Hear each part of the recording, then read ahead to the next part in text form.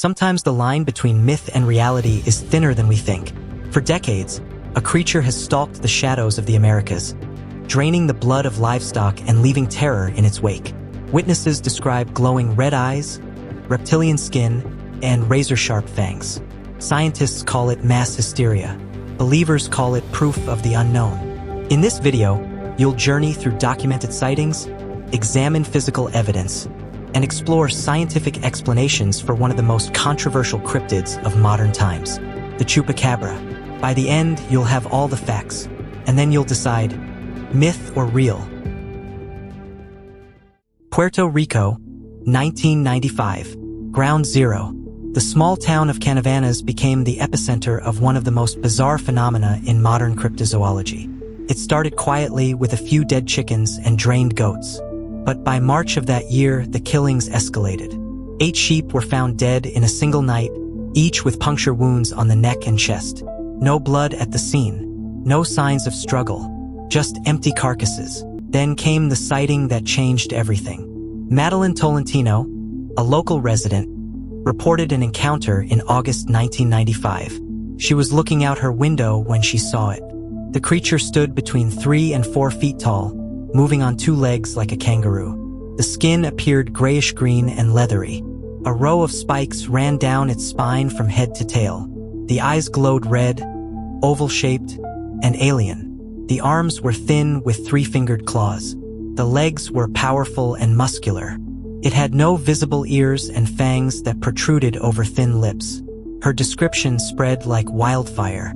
A Puerto Rican comedian, Silverio Perez, coined the term during a radio broadcast. Chupacabra, literally, goat sucker. The name stuck. By the end of 1995, over 150 farm animals had been found dead across Puerto Rico. All showed the same pattern. Small puncture wounds, alleged blood drainage, and no clear predator signs. The panic was real. Farmers organized armed patrols. Schools kept children inside.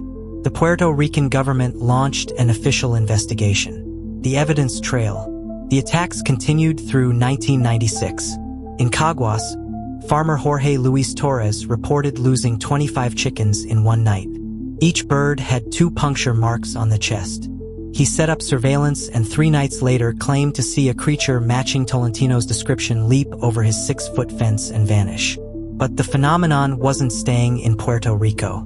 By 1996, reports emerged from Mexico, first in Sinaloa, then Jalisco and Chihuahua. Something changed in the descriptions, though. While Puerto Rican witnesses described a bipedal creature, Mexican accounts featured a quadrupedal animal, 4-legged, dog-like, but hairless with grayish-blue skin. The glowing eyes remained. Chile reported incidents in 2000. Over 200 animals allegedly killed in months. Nicaragua, Argentina, Brazil, and Colombia all had their own cases between 1997 and 2005. Each region adapted the legend slightly, each culture adding its own interpretation. The Chupacabra crossed into the United States around 2000. Texas became the new hotspot.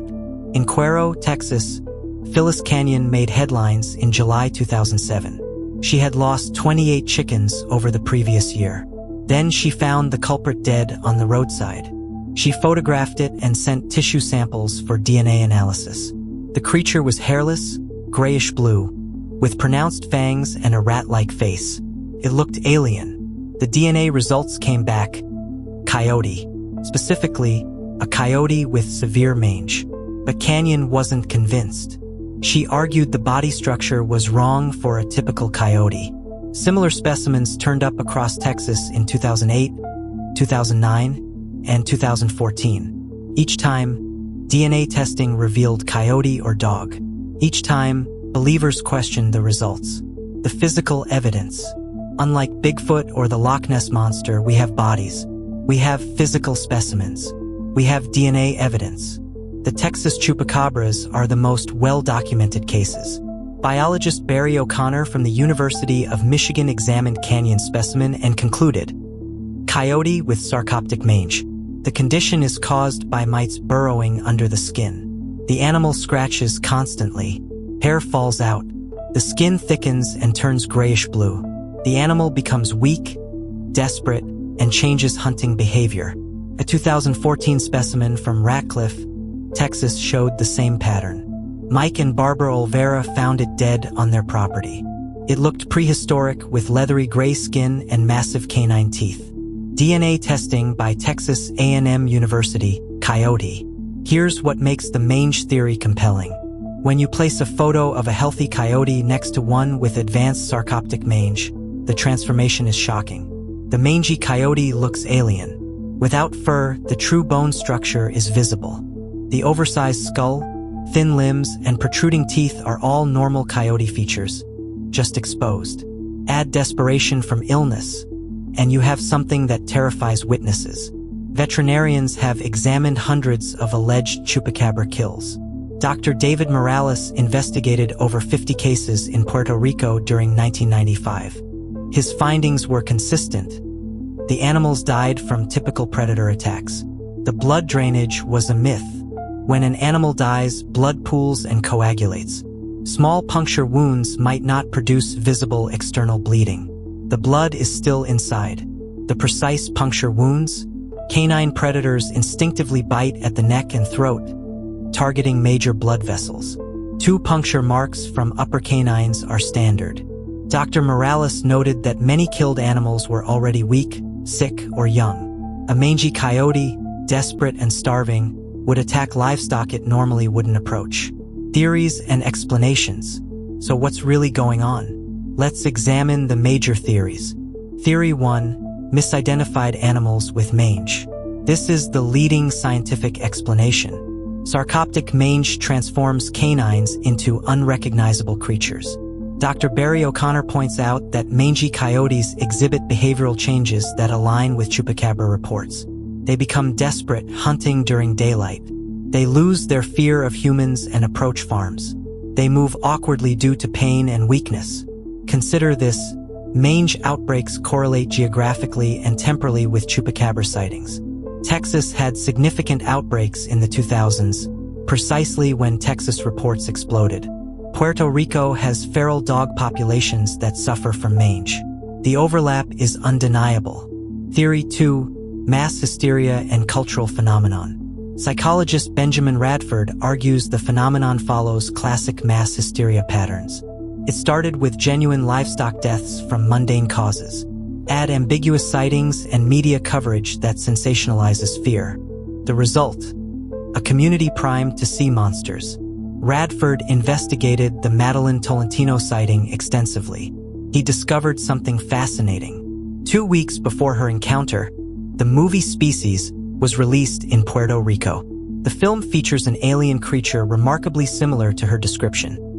Bipedal, reptilian skin, spines along the back, long claws. Tolentino admitted she had seen the movie. The power of suggestion is profound. Once initial reports circulated, confirmation bias took over. People interpreted normal sightings through the Chupacabra lens. A hairless dog became a monster. Natural deaths became mysterious attacks. Each report reinforced the legend. Theory 3. Government experiment. Conspiracy theorists suggest the Chupacabra is the result of genetic experiments at secret facilities. In Puerto Rico, rumors focused on military installations in El Yunque National Forest. The story: scientists created biological weapons, something escaped, and the government covered it up. However, there's zero evidence supporting this. No whistleblowers, no leaked documents, no biological samples showing genetic manipulation. The theory relies entirely on speculation and distrust of authority. Theory 4. Unknown cryptid. Some cryptozoologists argue the evidence doesn't fully support the mange theory, especially for original Puerto Rican sightings. They point to consistency of early witness descriptions, reports of impossible leaps, and alleged differences in attack patterns. They suggest an undiscovered species, possibly a surviving prehistoric animal. The counterargument is straightforward. Despite thousands of sightings and dozens of specimens, not one has been anything other than a known animal with mange. No bones, no DNA, no verified photographs exist of an unknown species. The absence of evidence is damning evidence of absence. Cultural impact. Regardless of its reality, the Chupacabra has left an undeniable mark. The creature has appeared in films, television shows like The X-Files and Supernatural, and countless books. In Puerto Rico, Chupacabra tourism became a minor industry. T-shirts and souvenirs featuring the creature are sold across the island. The creature that terrified farmers in 1995 became a quirky mascot by 2010. The legend resonates because it taps into primal fears. An unknown predator that stalks the night and kills silently is the stuff of ancestral nightmares. It also reflects cultural anxieties. The Chupacabra emerged during economic uncertainty in Puerto Rico and Latin America. Monsters often appear when societies feel vulnerable. The verdict. So, myth or real? The scientific consensus is clear. The Chupacabra is a mangy coyote or dog. Dozens of tested specimens confirm it. Veterinary analyses explain the attack patterns. Geographic correlation between mange outbreaks and sightings is undeniable. There is no credible evidence for an unknown cryptid. Yet thousands of sincere witnesses describe something that terrified them. The phenomenon spread across continents. Stories persist despite evidence. What does our need to believe say about us? Perhaps the Chupacabra isn't about biology at all. It's about the human need for mystery in an increasingly explained world. The Chupacabra is real, not as a creature, but as a cultural phenomenon that reflects our anxieties and our eternal fascination with the unknown. So the next time you're driving on a lonely road at night, and your headlights catch something moving at the edge of the darkness, you'll think of the Chupacabra. And for just a moment, you'll wonder. After all, sometimes the line between myth and reality is thinner than we think. So what do you think?